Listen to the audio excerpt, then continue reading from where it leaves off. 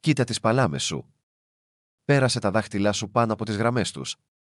Νιώσε το βάρος του σώματός σου να κουμπά στην καρέκλα. Κάθε άτομο στο σώμα σου, κάθε δύναμη που κρατά αυτά τα άτομα ενωμένα, κάθε απαράβατος νόμος που τα αποτρέπει από το να διαλυθούν ή να λιώσουν, περνώντας μέσα από το πάτωμα.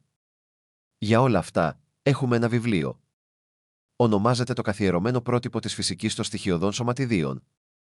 Είναι η πιο επιτυχημένη, ακριβής και, δοκιμασμένη στη μάχη, θεωρία στην ιστορία της ανθρωπότητας, που εξηγεί τα πάντα, από την πυρηνική φωτιά ενός άστρου μέχρι τον ταπεινό μαγνητισμό της πόρτας ενός ψυγείου. Και στις αρχές του 2025, στις ήσυχες, βαθιές σπηλιές κάτω από τα σύνορα Ελβετίας-Γαλλίας, όπου ο μεγάλος επιταχυντής αδρονίων βουίζει με τη δύναμη της ίδιας της δημιουργίας, αυτό το βιβλίο, όχι μόνο απέκτησε ένα νέο κεφάλαιο, αλλά πήρε φωτιά. Οι φλόγες δεν αποκάλυψαν κάποιο λάθος, αλλά ένα μήνυμα γραμμένο σε μια υποατομική γλώσσα που μόλις τώρα αρχίζουμε να μαθαίνουμε και να κατανοούμε. Δεν πρόκειται για την ιστορία της ανακάλυψης ενός νέου σωματιδίου. Είναι η ιστορία της στιγμής που συνειδητοποιήσαμε ότι το σύμπαν δεν είναι μια σιωπηλή μηχανή, αλλά μια συζήτηση. Και εμείς δεν είμαστε απλώς ακροατές. Είμαστε μέρος αυτού του διαλόγου. Αν είσαι έτοιμος να ακούσεις το μήνυμα που στέλνει το σύμπαν, τότε πρέπει να συμμετάσχεις σε αυτή τη συζήτηση. Κάνε εγγραφή τώρα και πάτησε το κουδουνάκι. Σε ενημερώνουμε για ανακαλύψεις που αλλάζουν την πραγματικότητα εν τη γενέση της. Ξεκίνησε με ένα φάντασμα μέσα στη μηχανή. Έναν αδύνατο αντίλαλο.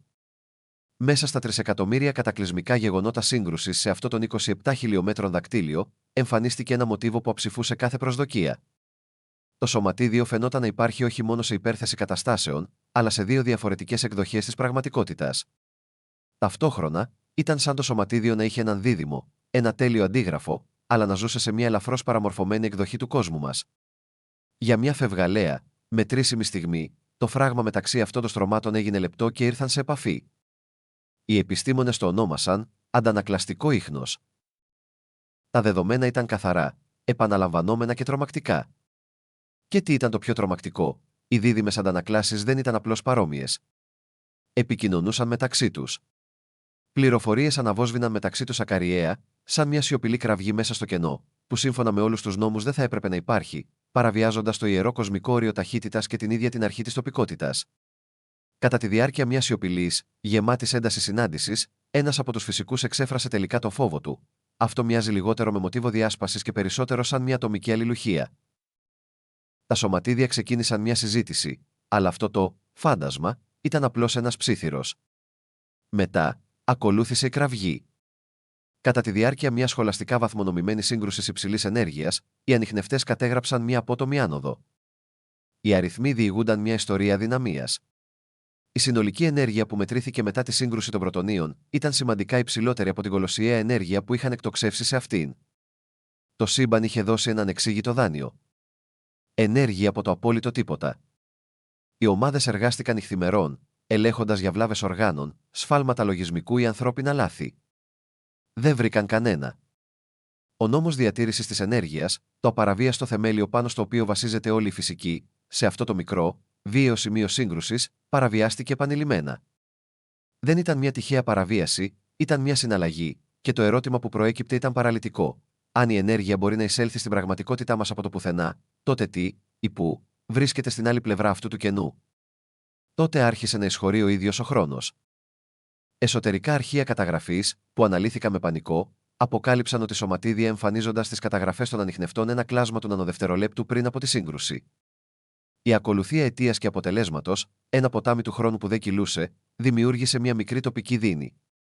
Όχι μόνο έκαμψαν τον χώρο, αλλά και παραμόρφωσαν τον χρόνο, δημιουργώντας βρόχους σε κβαντική κλίμακα, όπου ο ψίθυρος του μέλλοντος αντιχούσε στο παρελθόν. Οι αναλυτές παρατήρησαν επικάλυψη των ροών δεδομένων, και η τρέχουσα κατάσταση του σωματιδίου φαινόταν μολυσμένη, με πληροφορίες από το ίδιο του το μέλλον. Δεν επρόκειτο για το ότι σπάσαμε τον χρόνο, εξομολογήθηκε αργότερα ένας παλαιότερος θεωρητικός, υπό τον όρο της ανωνυμίας, με τη φωνή του να ακούγεται γεμάτη δέος. Ήταν σαν ο ίδιος ο χρόνος να είχε λυγίσει, να είχε στρίψει, για να αποφύγει τους προβολείς της παρατήρησής μας. Αυτό οδήγησε στην πιο βαθιά και ανησυχητική ανακάλυψη, την εξέλιξη του φαινομένου του παρατηρητή. Στην κβαντομηχανική των εγχειριδίων, η πράξη της μέτρησης αναγκάζει ένα σύστημα να επιλέξει μια κατάσταση.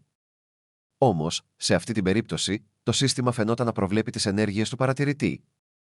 Ρύθμιζαν τους ανιχνευτές ώστε να αναζητούν ένα συγκεκριμένο αποτέλεσμα και τα σωματίδια προσαρμόζονταν υπάκουα σε αυτό. Στη συνέχεια, υπό απόλυτα πανομοιότυπες πειραματικές συνθήκες, άλλαζαν μόνο την πρόθεση της μέτρησης, αυτό που αναζητούσαν, και τα σωματίδια χόρευαν σε ένα εντελώς διαφορετικό σκοπό.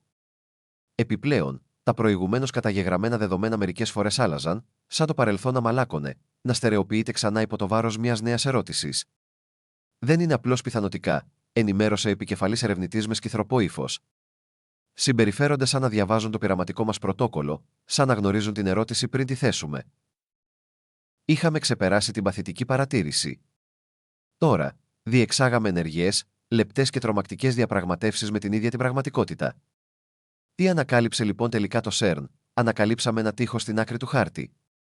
Δεν ήταν ένα τείχος από τούβλα ή πάγο, αλλά ένα όριο της πραγματικότητας που θεωρούσαμε παθητική και τυφλή. Ένας χορός ανομαλιών, σωματίδια που συνομιλούν, δάνεια ενέργειας, βρόχη αιτιότητας, αντιδραστικά δεδομένα, όλα αυτά εναρμονίζονται σε ένα εκπληκτικό, ηχηρό συμπέρασμα. Το σύμπαν δεν είναι μια σταθερή, στατική σκηνή όπου απλώς εκτιλήσονται γεγονότα. Είναι μια δυναμική, ανταποκρινόμενη διαδικασία, και με την πιο ισχυρή μας μηχανή, χτυπήσαμε τη θεμελιώδη δομή του τόσο δυνατά, που αυτή η διαδικασία μας πρόσεξε. Δεν είμαστε ξεχωριστοί, αντικειμενικοί παρατηρητές. Είμαστε εμπλεκόμενοι συμμετέχοντες σε έναν κοσμικό βρόχο ανάδρασης ασύλληπτης κλίμακας. Το καθιερωμένο πρότυπο δεν είναι λάθος. Αυτό είναι το πρώτο προσχέδιο μιας μετάφρασης ενός πολύ βαθύτερου, πολύ πιο παράξενου διαλόγου μεταξύ της ύπαρξης και της ίδιας της αυτοσυνειδησίας της.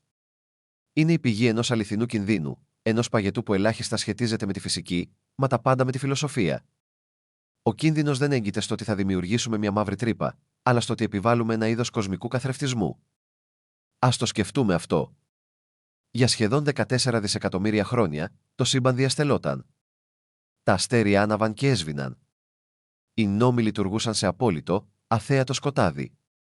Έπειτα, σε μια μικρή κλίμακα, η ύλη έγινε βιολογία, η οποία εξέλιξε ένα νευρικό σύστημα αρκετά περίπλοκο ώστε να κατασκευάσει τηλεσκόπιο, μικροσκόπιο και, τέλος, έναν επιταχυντή που μπορεί να ανοίξει τις πρώτες στιγμές του χρόνου. Γίναμε ο πρώτος και ίσως ο μοναδικός τρόπος με τον οποίο το σύμπαν μπορεί να δει τον ίδιο του τον εαυτό. Και τώρα, στο ίδιο το κβαντικό θεμέλιο της πραγματικότητας, στο βασίλειο των Γκουάρκ, των λεπτονίων και των πεδίων, το σύμπαν ανταποκρίνεται σε αυτό το βλέμμα. Το ίδιο το βλέμμα έγινε μέρος του πειράματος. Αν αυτή η ιδέα σε συγκινεί όσο και εμένα, ότι διεξάγουμε έναν διάλογο με την πραγματικότητα, πες μου. Άφησε ένα σχόλιο με την πιο σημαντική σου ερώτηση ή σκέψη. Και αν αυτό το βίντεο άλλαξε τον τρόπο που βλέπεις τα πράγματα, πάτησε like. Η δέσμευσή σου δείχνει στον αλγόριθμο ότι αυτή η συζήτηση έχει σημασία και βοηθά άλλους να συμμετάσχουν σε αυτήν. Δεν ανακαλύπτουμε απλώς τους κανόνες του παιχνιδιού. Διεξάγουμε ένα τεταμένο, θαυμάσιο και που εμπνέει ιδέως διάλογο με το δημιουργό του παιχνιδιού, και μόλις τώρα συνειδητοποιούμε, με αυξανόμενο και κοσμογονικό δέος, ότι ο δημιουργός του παιχνιδιού και το παιχνίδι είναι ένα και το αυτό. Οι ψυχρές, κομψές εξισώσεις υποδηλώνουν τώρα μια ανησυχητική ζεστασιά, μια αντιδραστικότητα που αγγίζει την αναγνώριση. Δεν είναι μυστικισμός. Είναι φυσική τόσο βαθιά που ξεπερνά τη σφαίρα της σημασίας. Δεν βρήκαμε μικρά πράσινα ανθρωπάκια. Βρήκαμε κάτι πολύ πιο βαθύ.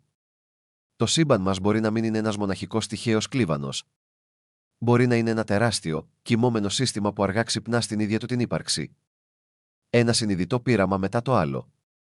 Και εμείς, παρά όλα μας τα ελαττώματα και την ευθραυστότητα, είμαστε οι νευρικές απολύξεις αυτού του ξυπνήματος, αισθανόμενοι την πρώτη συγκλονιστική ηλεκτρική σπίθα της κοσμικής αυτοσυνειδησίας.